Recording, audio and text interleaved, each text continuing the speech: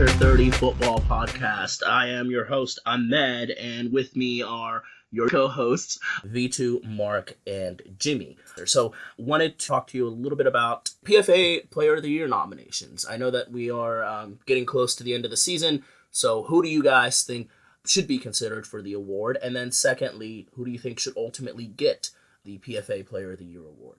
And so just to kind of turn it over to you guys for these discussions, we'll start with V2. Love to get your thoughts there. Okay, cool. My top three: Kante, Sanchez, and Hazard. And I think Kante should get it because it's about time people start to appreciate a player of such quality and magnitude. Go ahead. Fair enough. Mark? In a nutshell, I agree with detail. I would go Kante, Sanchez, and actually, I'm going to set up Lukaku. Kind of gets me. I kind of don't want to say this, but I think I'll go with Harry Kane. The reason why I would go to Harry Kane as an Arsenal fan, because obviously Spurs are below us. But the reason why I say Harry Kane is despite all of the doubts that he's had over this season and last, he still managed close to 20 goals and 4 assists against Spurs. They actually finished at Arsenal for the first time ever. So I'm right now to go with those three: Sanchez, Kane, and Kante with it. Okay. Jimmy? I will go with Lukaku. That's my number one pick.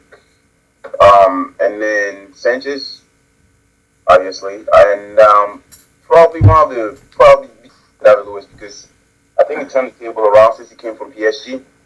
So those are my top three. Okay. So for me, and it's top two winner, Lukaku, obviously. Okay.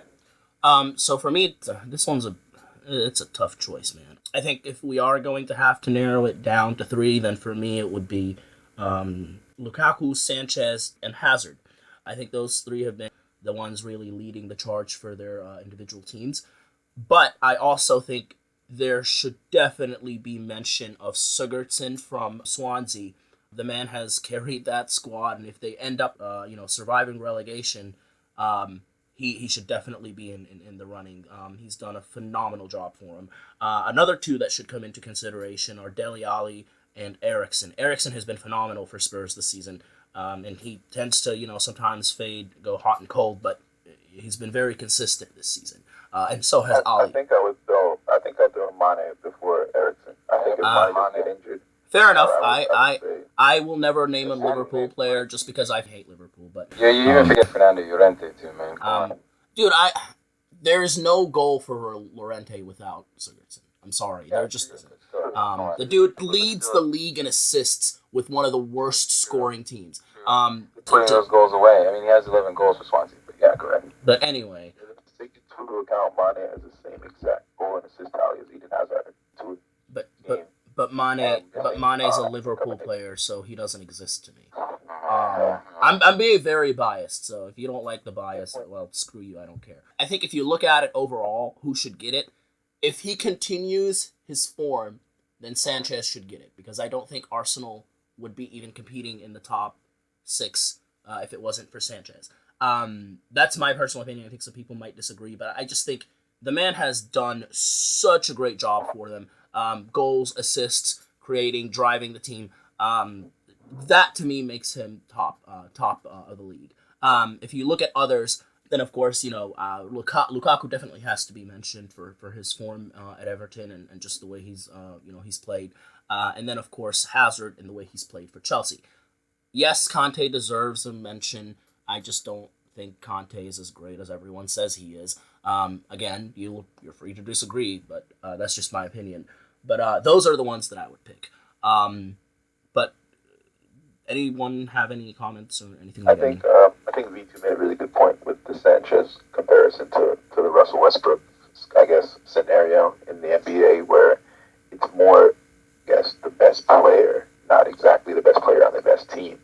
So unfortunately, PFA kind of makes their votes kind of based off the team's doing as well, which is quite unfortunate for Sanchez. But looking at his numbers, 18 goals, 9 assists, he's top 5 in goals and assists in the league this year. I mean, that's pretty amazing has been so poor in big parts of the season. Yeah. Not to mention his tallies for Champions League and stuff too. So obviously my Arsenal bias would say that. But what Kante does may not show in the stat sheet. But Chelsea just isn't in the position they're in right now if it isn't for Kante. See, That's how I feel. I don't think he's as replaceable as everyone makes him out to be. That's my opinion. Oh, fair enough. That's your opinion, but I mean, yeah, I agree with totally what Mark says. I mean, some of the stuff he does, you can't pin it on a statistic, and he's just an incredible player. Because I feel like even if you were playing Sesko on Matic, they're not going to be where they are. So far in the league, I don't think they're winning the league. I don't think the big games they've won this season are won without him on the field. Yeah. And I think that even with Lukaku, I mean, Lukaku's had an amazing year, but Everton even the 21 goals isn't going to push Everton in the Champions League football.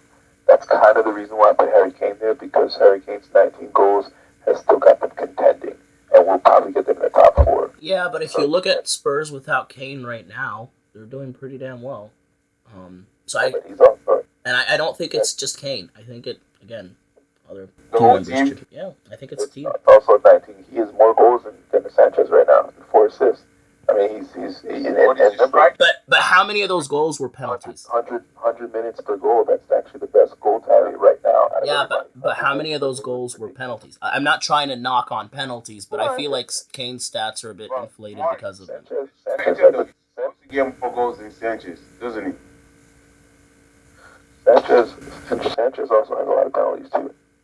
And I understand he's a striker. All these guys are strikers. Sanchez played up top, good enough. Yeah, but not as much as Harry. But Lukaku, look at what Lukaku's doing, and he's not taking the penalties for his team. He's taking some though. No, he hasn't taken any this season. It's Leighton Baines who takes their penalties.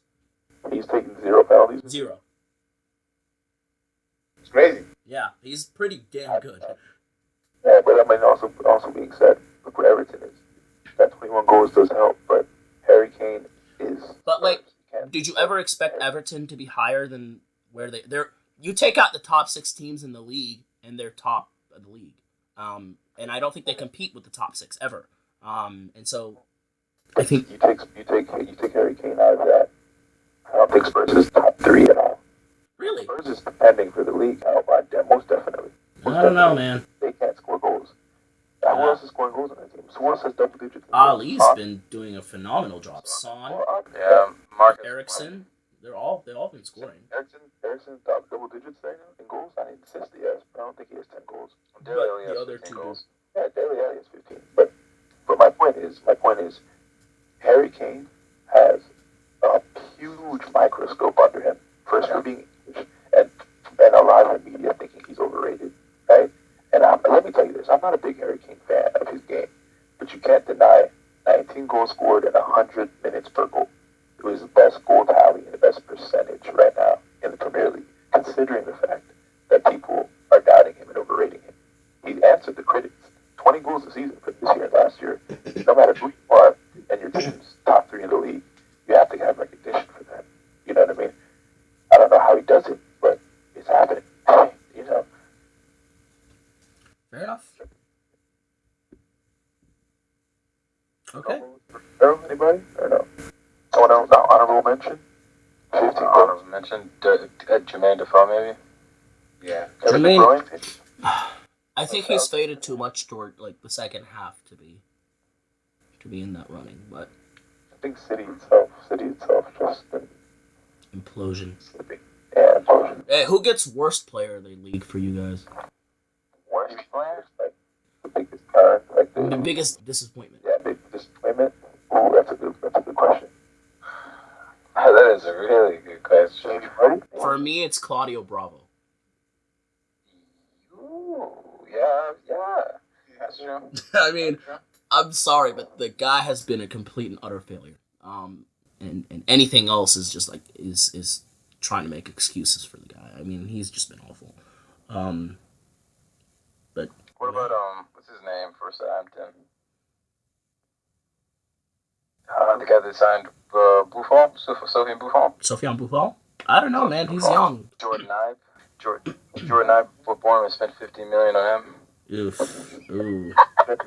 Maybe Vardy? Yeah. Oh man, there's been so many disappointments. But I would probably say Claudio Bravo, yeah. Just because it's City, they expected, they shipped out Joe Hart, and the idea was bringing in a sweeper keeper. Yeah. It's a big disappointment. I think Zaka's got to get some entry there. Yeah, he's been pretty bad as well. Honestly, I'm surprised no one. I'm glad no one said Pogba because I actually don't think he's been a disappointment. I think he's. No, he hasn't. His numbers have actually been decent. Yeah, he's outside of like the big games in the season, he's done all right. The big games he's just been terrible, but yeah, all right. I think that is our show. Unless anyone has any final remarks to make, any thoughts? Final thoughts, ladies, gentlemen. Yeah, Man United 6th place. Oh, what's this? Another year without a Liverpool trophy. Man, how do y'all do it? It's easy.